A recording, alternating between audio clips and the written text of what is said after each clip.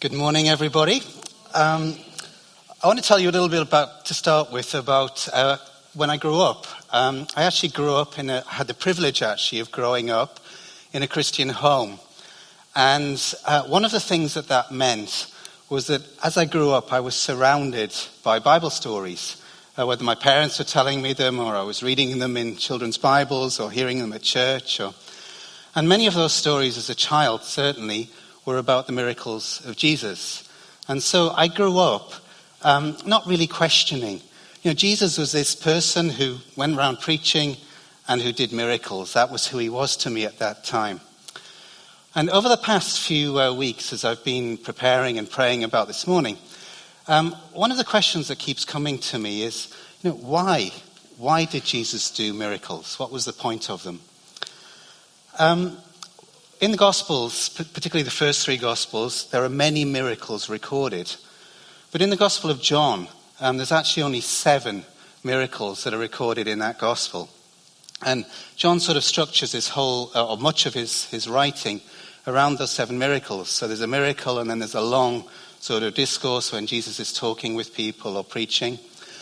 And each of those 7 miracles are there for a reason.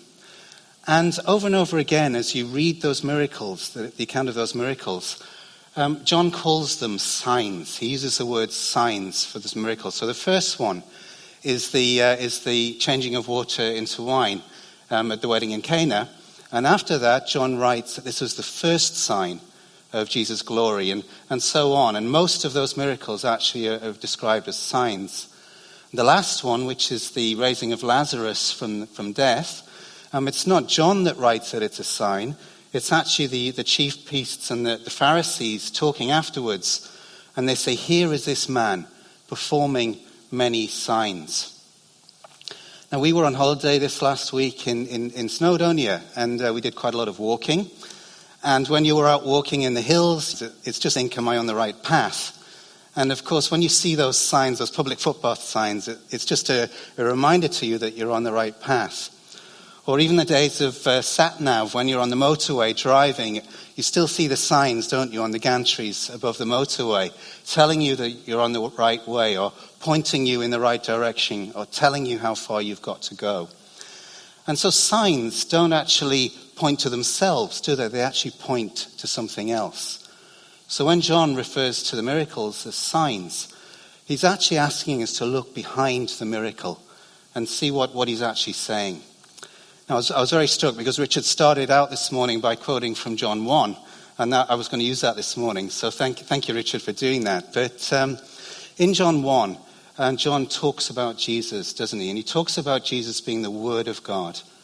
And he said that Jesus existed right at the beginning. He was with God and he was God. That's from John 1. And he then goes on to talk about Jesus being the creator, the Word that created everything that we see around us. So he's not just the miracle worker. He's not just the itinerant preacher that I thought about when I was a child. What John's actually saying is, no, don't just think of him as yet another preacher or yet another faith healer. He's actually far more than that. He's actually with God. He actually is God. He's actually the one who created through speaking it out everything that we see around us. And John wants us to get a hold of that very, very clearly. When we read the creation story in Genesis 1, one of the things that is repeated over and over again is that God said, let there be light. And out of that, there's creation. So out of God's speech, out of the Word of God, Jesus, everything that was empty and void and nothing came into being. And so everything that we see around us, the sun and the moon and the stars and the dry land and the sea and the rivers and the animals and birds and the fish, all of that was created by Jesus, the Word of God, at the beginning. And when Jesus created these things, what does it say at the end of each day? God looked on all that he'd made and he said it was good. So the creation that we have around us is something that is good. And then on the 6th day, God creates humankind, doesn't he, through his word, Jesus. And at the end of the 6th day, God doesn't say that that creation was good. He actually says, he looks on humankind and he says, it was very good. And I asked myself the question, why was it very good? Well, I think it's this. It's because God created humankind in his own image, didn't he? He created him with the characteristics, with a personality, with ability to relate, the ability to love that was contained within the Trinity itself. And because of that, it was very, very good. Also, God gave at the time of creation of humankind, God gave Adam and Eve, he gave them a command. And what he told them was to be fruitful and to multiply and to fill the earth. And that was the command that we still have today, is to be fruitful, to multiply, to fill the earth. But what are we meant to fill the earth with? We're actually meant to fill the earth with millions of beings that are created in God's image. We're meant to extend God's image wherever we go. Now, sadly, as we all know, we blew it. And because of our sin, because of our disobedience, we've continued to fill the earth and we've continued to multiply, but we've done it with marred images, with broken images of who God is.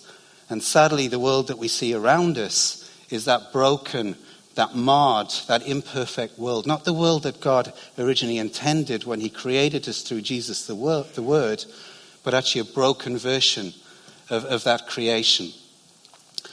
And that was the world that Jesus came into. He came into this broken world where they were subject to Roman rule, where the Pharisees were putting demands on people. It was a hard world to live in.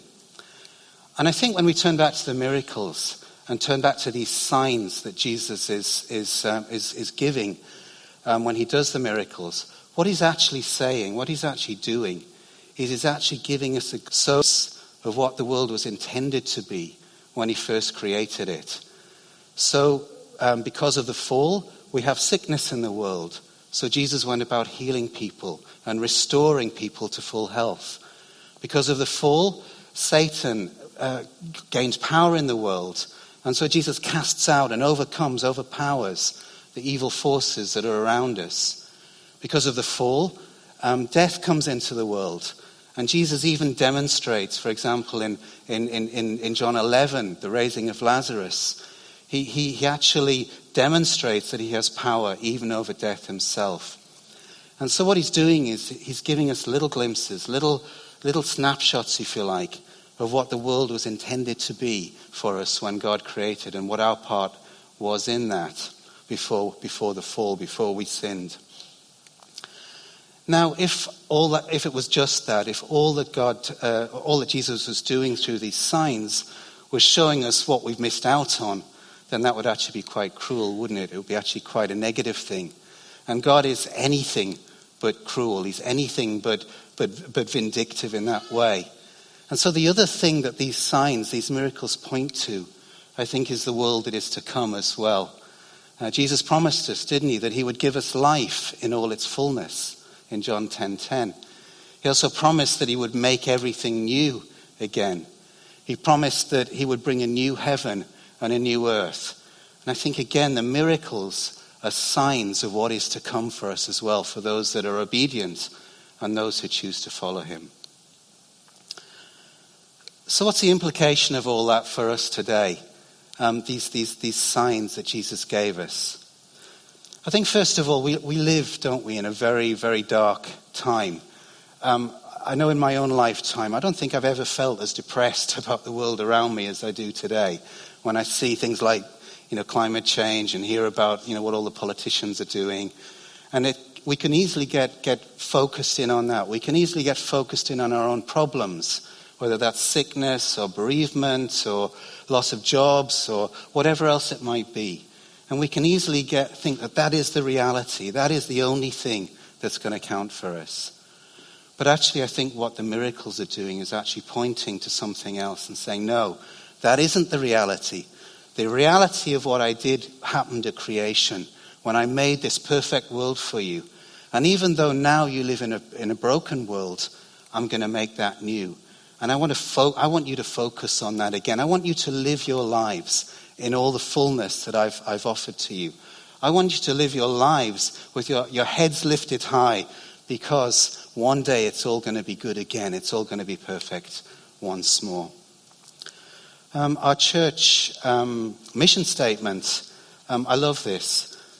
Ordinary people changed by God to change the world. And I think, just in conclusion, that as we lift our heads up and as we look at this reality that God has given to us and that he gives us a glimpse of in the miracles, I think what we can do is not only be transformed ourselves, but we can be ordinary people changed by God, who then bring transformation to others, who change the world. Thank you.